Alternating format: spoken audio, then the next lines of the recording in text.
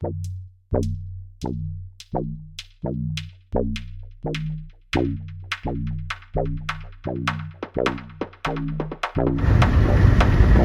we're on the way to the fight, man. It's the day before the fight. Just right here on the 101 on the way to Salinas, man. Northern California, but right here, man, we're cruising along the coast. We're cruising along the coast, man, and we're ready for war.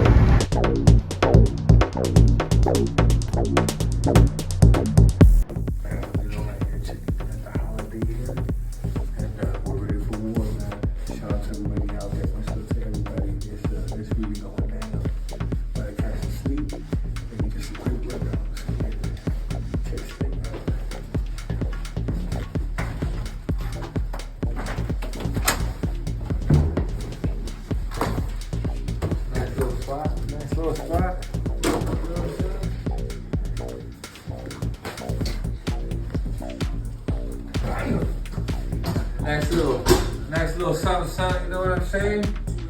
Something to, get a little prepared for you. Nice little balcony view, you know what I'm saying? Come check it out.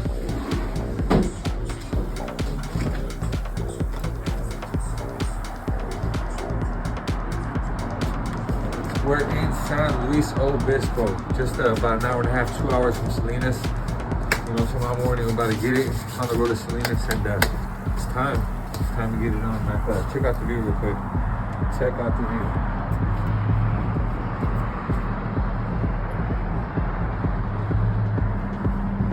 Road to war, ladies and gentlemen.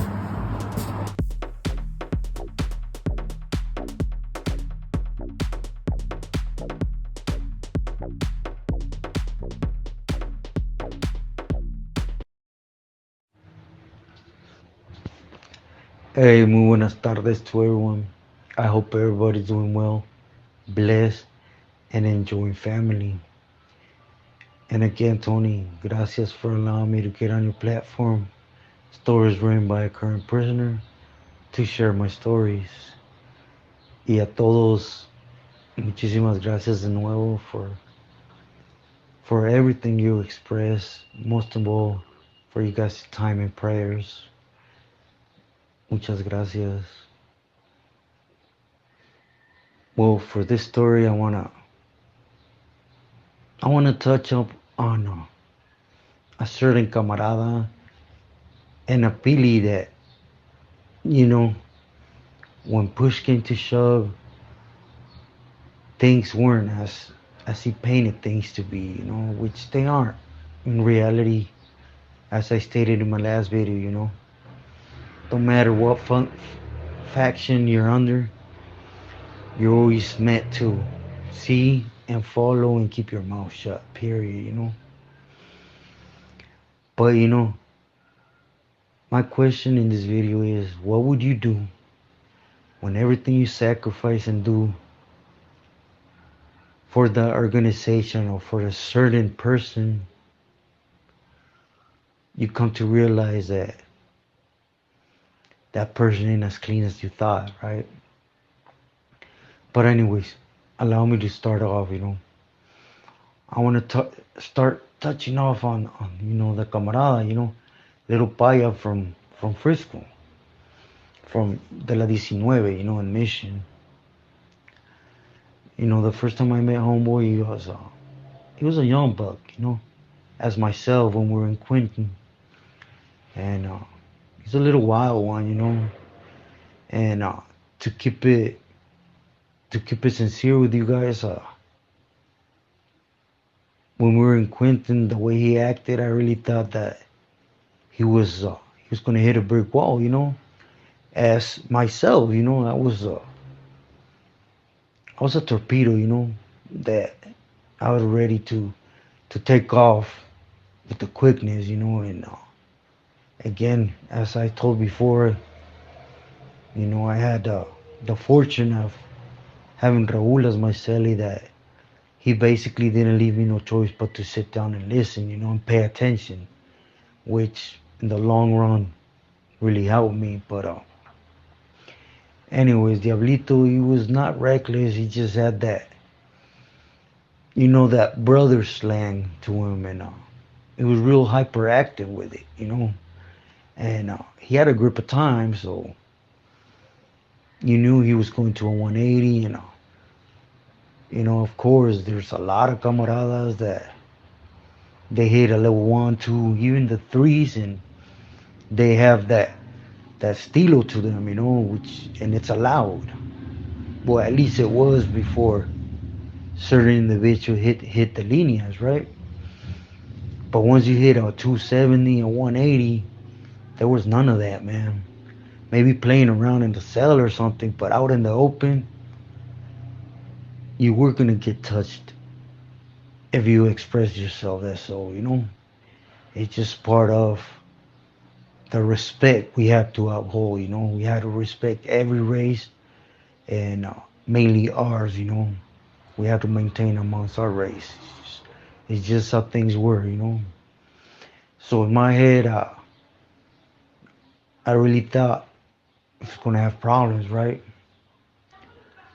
But as time went by, I believe the first place he hit, I believe was Salinas, and then from there, as you guys know my story, I went to Tracy, and we ended up splitting up. And somehow in Salinas, they plugged him up with the Pili, Chico from Hazard, and he started doing his thing. I'm not gonna say he changed his way or anything. He just basically he he had the right schooling, clutch or whatever, or he had maybe the proper camarada take him under his wing and talk to him. So homeboy paid attention and he was representing someone, so he had to uphold that. So he had to follow under those guidelines, to say it like that. But he started pushing. He did his thing. He was real smart. Maybe, Frisco's a big town, so a lot of dope dealing. So you have to be aware of everything. So maybe he changed that towards being in the mix of politics inside, right? But as time went by, you know, politics are politics. And at this time, politics meant, you know, pilis at each other's throats and soldados on the línea going against each other, to uphold the Pili's respect or try to take control for that Pili, which that was the mainly it, greed and power. And anyways, at this time, Chico and another Pili,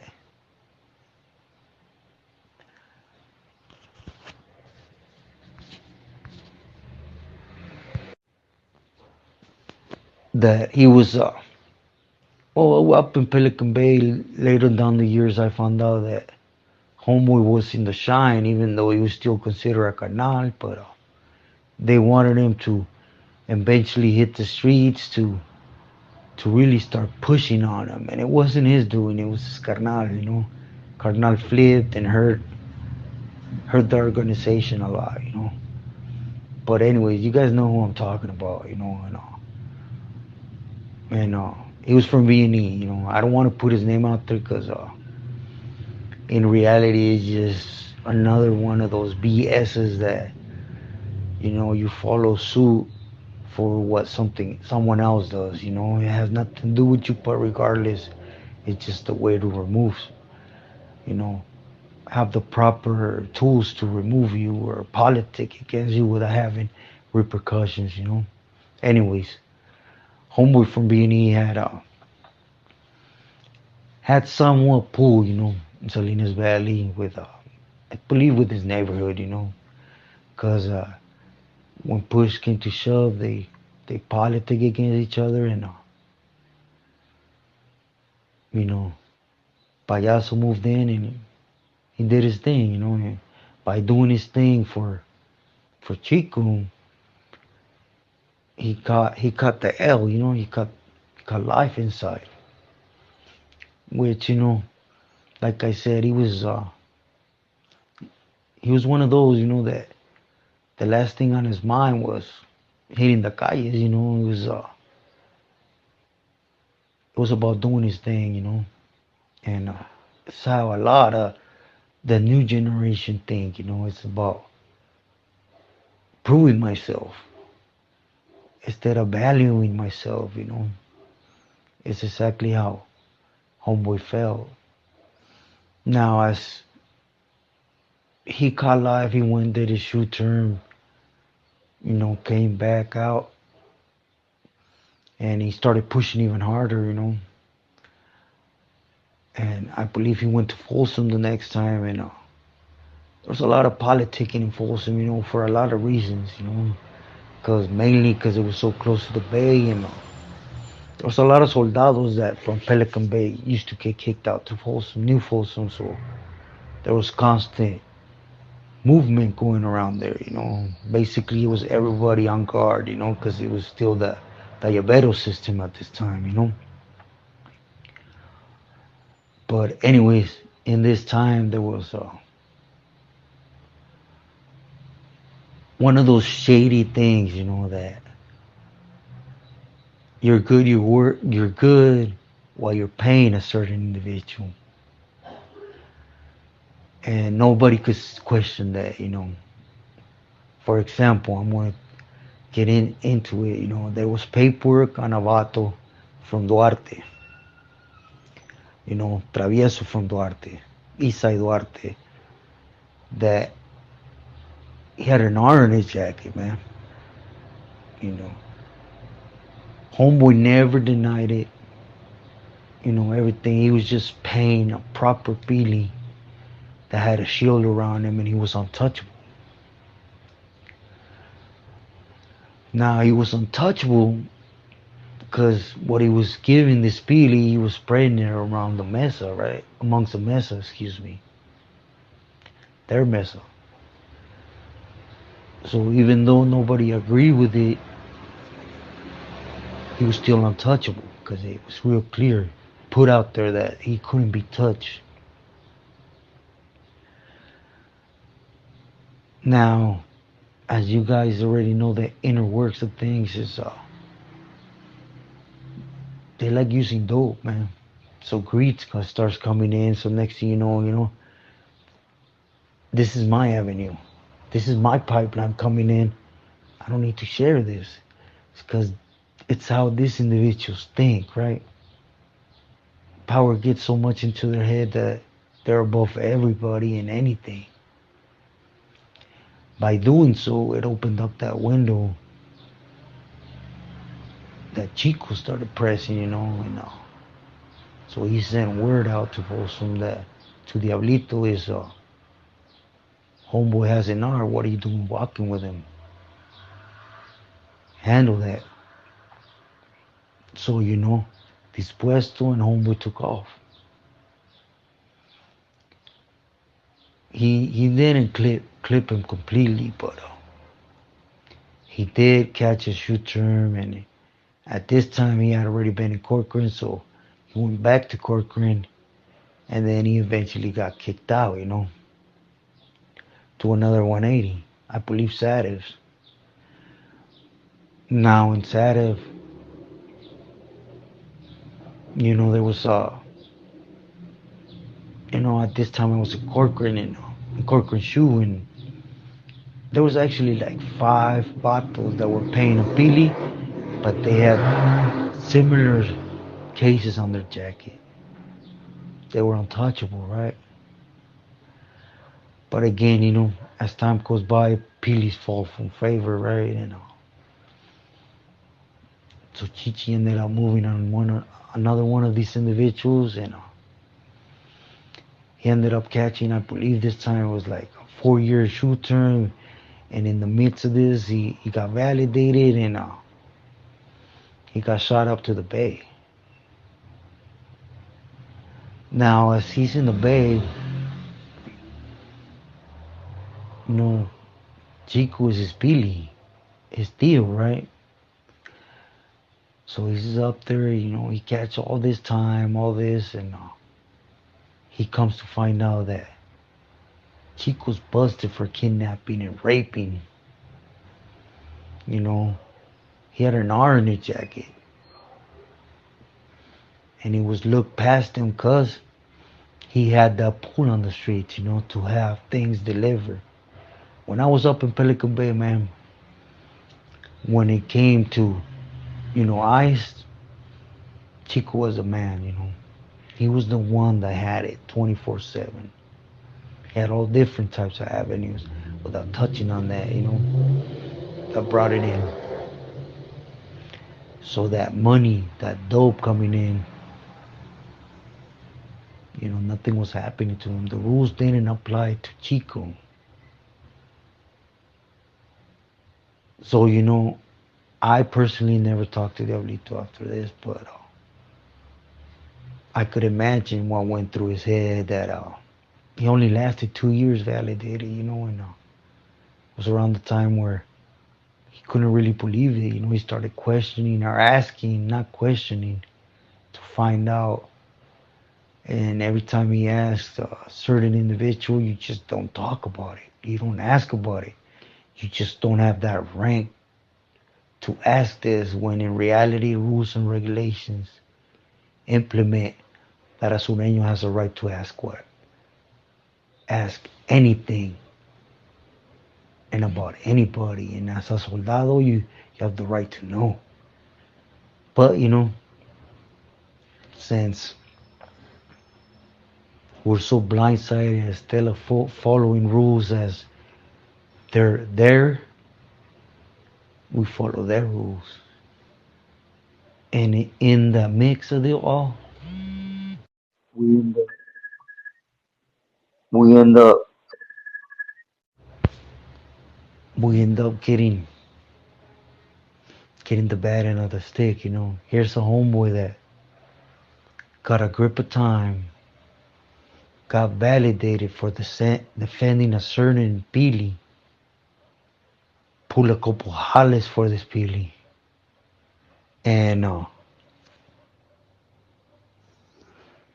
come to find out the Pili has money, though power, but he has those charges on him. For those that don't know, Chico from Hazard, he had kidnap, rape, and murder. That's why he was busted. But he had a lot of power and good standings, right? As a Pili, he died in good standings, per se.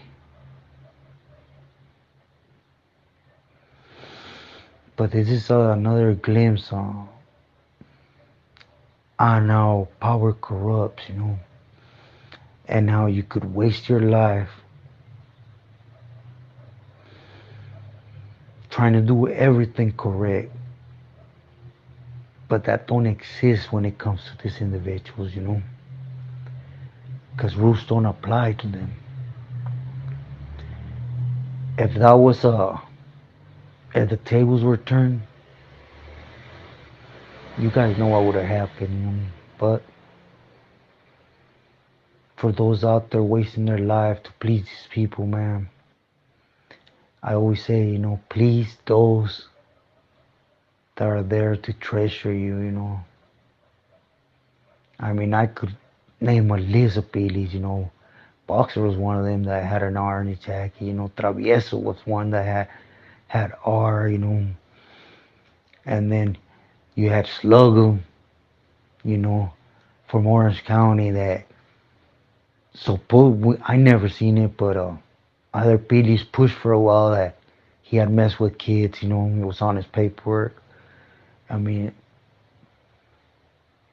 just be smart, man. Don't waste your life for something that just ain't there no more.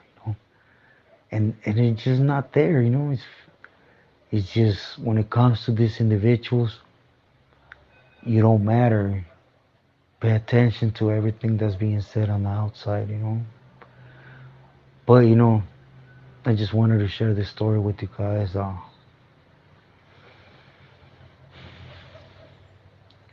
Thank you guys for you guys' prayers. I don't know if you guys could tell I'm not really myself right now. Right now it's 6:09. At 7, I want to go in and get procedures on me that has to do with my heart. Yesterday I did the physical. I did the signing of waivers because a whole bunch of things should happen, So, I pray to the one above that let it be what he wants done, not what I want. I'm at peace with it, as I told you guys. And I've been honest with you guys, and I'll be honest. Fear, it's always there. But let it be for the best. But anyways, mi gente, I just thought I'd share with you guys this on. I will touch on all the different pilis that I know that have smug on their jacket, but they're permitted, cause they're above the program. Be smart, gente. Those that are still in the wiggle. Keep doing your thing, but don't waste your life, man. There's deception at the end of that total. Believe me. With this said, stay true to yourself, loyal to your loved ones. God bless everybody. Gracias de nuevo a todos.